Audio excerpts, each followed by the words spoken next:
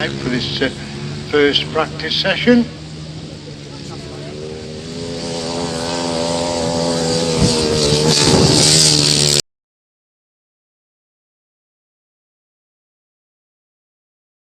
To Tim now in some very unfamiliar leather.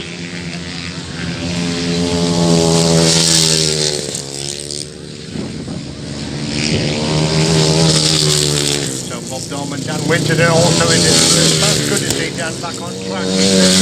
Most of the season was very